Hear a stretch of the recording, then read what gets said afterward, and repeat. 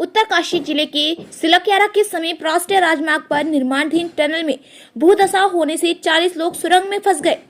इस घटना के बाद से शासन प्रशासन की टीम के मौके पर मौजूद, साथ ही एनडीआरएफ और एसडीआरएफ राहत बचाव का कार्य कर रही। मुख्यमंत्री पुष्कर सिंह धामी की घटना स्थल का निरीक्षण करने गए थे। इस घटना के बाद से तमाम तरह के सवाल उठ रहे कि आखिर इस तरह की घटना कैसे हो गई। वाडिया से रिटायर्ड भू वैज्ञानिक डॉक्टर सुशील कुमार ने बताया कि यह प्राकृतिक आपदा है, लेकिन उत्तराखंड जैसे क्षेत्र में निर्माण कार्य करने के दौरान कार्यदायी संस्था को तमाम अहम पहलुओं पर ध्यान देना चाहिए। आप क्या कहें? देखिए, मैं ये कहूँगा कि हम लोग जो वर्क कर रहे हैं, ये जैसे ये ऑल वाइडनिंग ऑफ रोड का हो रहा है ना, उसी के तहत ये टनल बनाई जा रही है, जिसमें गंगोत्री यमुनोत्री के बीच की 25 किलोमीटर दूरी कम हो जाएगी इस टनल के बनने से। तो ऐसे वास्तव में हमें ऐसे प्रोजेक्ट्स बहुत करने पड़ेंगे हिमालय में। लेकिन यहाँ पर क्या है कि ये सॉफ्ट ग्राउंड है पूरा।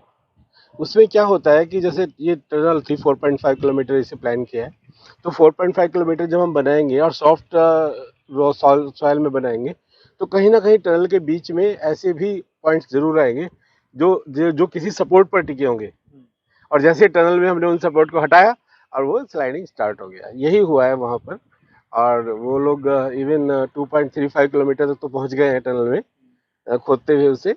और ये हादसा 270 मीटर दूरी पर हुआ है और 30 मीटर की दूरी में वो मलबा नीचे गिरा है। तो सर्टेनली गवर्नमेंट इसमें बहुत एक्शन ले रही है, तो कोई भी कैजुअलिटी नहीं होगी, मैं मानता हूँ। और लेकिन इस तरह की प्रिकॉशंस तो पूरी लेकर चल ही रहे हैं ऑलरेडी। लेकिन ये इसे कहेंगे कि जो प्राकृतिक जो होता है उसे आप कंट्रोल नहीं कर सकते। पूरा माउंटेन सॉफ्ट है, तो 100% उसे एकदम से आप सीमेंटेड बनाते हुए नहीं चल सकते हैं। तो ऐसे हादसे के लिए हमें ध्यान रखना होगा। और बचाव टीम वास्तव में बहुत अच्छा काम कर रही है। पहले हमारे जो प्रधानमंत्री हैं वो उसमें बहुत एक्टिव है, बहुत ही अच्छा काम कर रहे हैं। लेकिन इस तरह से जो ऑल वेदर रोड बन रहे हैं, इवन आप जो रोड पर ही देखेंगे जहाँ पर टो कटी है और जो उन्होंने ठीक से प्लान नहीं किया और अनस्टेबल बनाया उसे, तो वहाँ पर भी पूरी तरह से स्लाइड हुए हैं।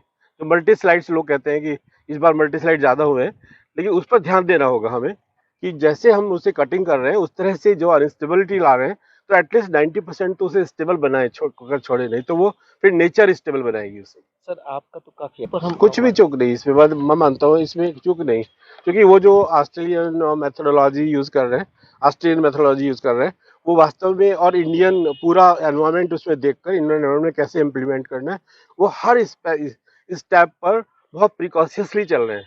ये तो मैं इसे कहूँगा कि ये प्राकृतिक दुर्घटना है एक तरह से, और आगे भी ध्यान रखना होगा, क्योंकि सॉफ्ट माउंटेन है, यहाँ हार्ड रॉक नहीं है कि वो उसे लोड को ऊपर के स्टेबल बना देंगे। जैसे ही आपने अनस्टेबल किया, तो एक एक स्टेप पर चेक करते हुए चलना पड़ेगा, स्ट्रेस एनवायरनमेंट क्या है वहाँ पर।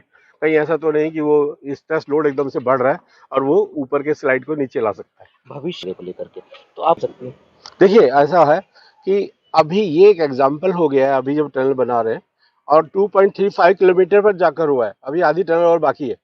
तो हमें इससे बहुत सबक मिलेंगे, बहुत लेसन्स मिलेंगे, उनसे जो लर्निंग मिलेगी उसे लर्निंग को प्रॉपर्ली इंप्लीमेंट करें, उसमें तो कुछ भी नहीं होगा, एक भी कैजुअलिटी नहीं होगी। आप कह रहे हैं सर